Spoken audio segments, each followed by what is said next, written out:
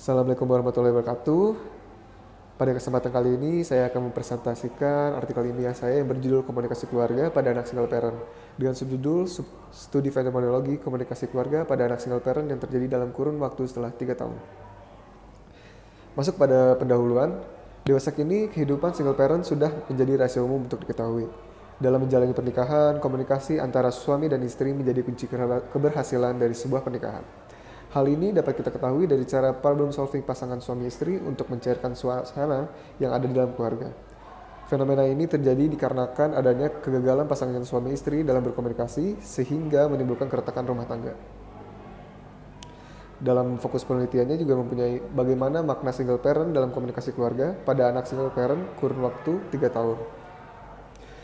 Nah, dalam penelitian ini mempunyai pertanyaan penelitian yaitu bagaimana anak single parent memaknai single parent dalam kehidupannya. Yang kedua ada bagaimana motif yang dilakukan anak single parent dalam komunikasi keluarga. Yang ketiga ada bagaimana pola komunikasi keluarga yang berlangsung pada anak single parent kepada orang tua. Nah, di sini ada bagian kerangka pemikiran. Dalam penelitian saya mempunyai fokus utama yaitu adalah single parent.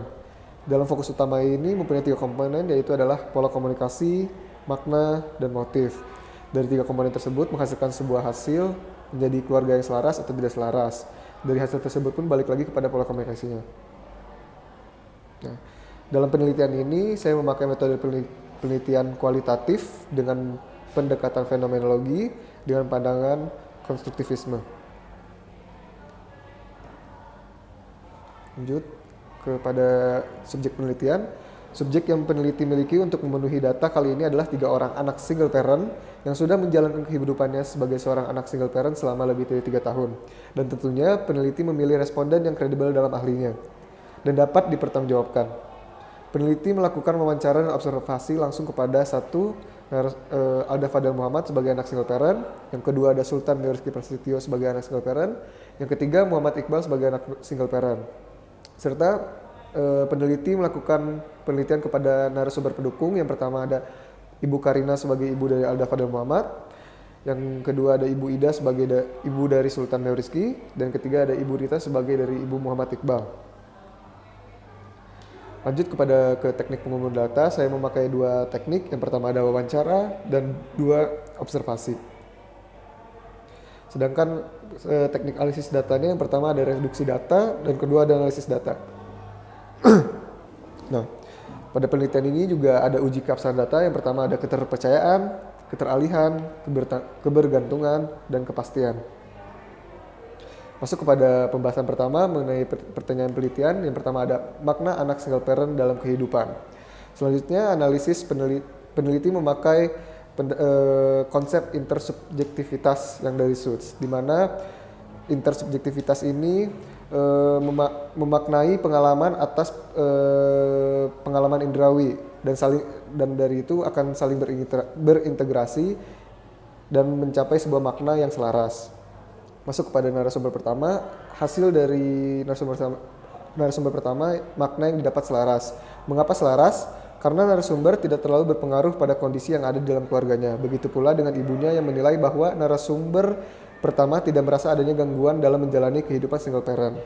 Yang kedua ada narasumber 2, makna yang didapat tidak selaras. Mengapa tidak selaras? Karena narasumber kedua merasa bahwa ibunya telah mencukupi kebutuhannya secara moral maupun finansial. Sedangkan ibunya merasa bahwa ia belum memberikan perhatian yang cukup kepada anaknya. Lanjut kepada narasumber yang ketiga, makna yang didapat selaras. Mengapa selaras? Karena narasumber 3 merasa bahwa adanya gangguan dalam kehidupan berkeluarga dan ibunya pun merasa bahwa narasumber ketiga cenderung tertutup terhadap keluarganya. Nah, di sini juga ada motif single parent dalam komunikasi keluarga. Jadi dikatakan dalam teori fenomenologi oleh Suits ini mempunyai 2 istilah. Yang pertama ada because of motive dan yang kedua ada in order to motive. Lanjut. Nah, dalam penelitian ini because of motive, narasumber 1 dan 2 dan 3 mempunyai suatu kesamaan, yaitu adanya ketidakcocokan sehingga terjadi keretakan di dalam rumah tangga. Lanjut kepada ketujuannya. Nah, tujuan itu mempunyai tujuan yang berbeda-beda namun mempunyai tujuan yang mulia untuk keluarganya. Yang pertama, narasumber pertama tujuannya untuk menjadi anak yang bisa mensupport keluarga dan berharap ia menjadi sesuatu yang seutuhnya untuk keluarganya.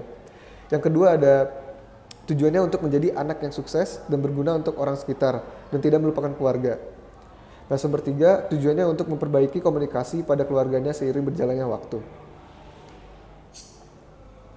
Nah, masuk ke pembahasan yang ketiga, yaitu adalah pola komunikasi yang diterapkan anak single parent terhadap orang tua. Nah, pada narasumber satu ini cenderung menggunakan fungsi komunikasi sosial, di mana fungsi komunikasi tersebut cenderung suportif sehingga anak-anaknya mempunyai komunikasi yang terbuka. Sedangkan narasumber 2 menganut fungsi komunikasi instrumen yang mengajak kepada narasumber pendukung untuk mengajak agar tidak terlalu khawatir tentang dirinya. Sedangkan narasumber 3 menganut pola komunikasi ekspresif di mana lebih melibatkan perasaan terhadap keluarganya. Nah, masuk kepada kesimpulan dan saran. Jadi pada titik kesimpulan ini adalah makna narasumber 1 antara anak dan ibu yaitu selaras, dan makna narasumber 2 antara anak dan ibu tidak selaras, dan makna narasumber 3 antara anak dan ibu selaras. Dan kedua, masuk kepada pertanyaan kedua, dan ketiga narasumber mempunyai motif yang sama yaitu adanya ketidakcocokan dalam rumah tangga sehingga menimbulkan keretakan rumah tangga. Sedangkan tujuan dari tiga narasumber beda, namun pada intinya ingin membawa keluarga untuk menjadi yang lebih baik. Masuk kepada yang pola komunikasi. Narasumber 1 menganut fungsi komunikasi sosial, narasumber 2 menganut fungsi komunikasi instrumen, sedangkan narasumber 3 menganut fungsi komunikasi ekspresif. Dalam penelitian saya pun mempunyai saran teoritis dan saran praktis. Saran teoritis yang pertama adalah diharapkan skripsi ini akan membantu dalam dunia keilmuan. Yang kedua ada saran praktis untuk anak single parent agar bisa bercerita kepada anak single parent lainnya sehingga dapat memaknai peran anak single parent dalam memahami komunikasi keluarga single parent dengan baik. Sekian presentasi dari saya. Assalamualaikum warahmatullahi wabarakatuh.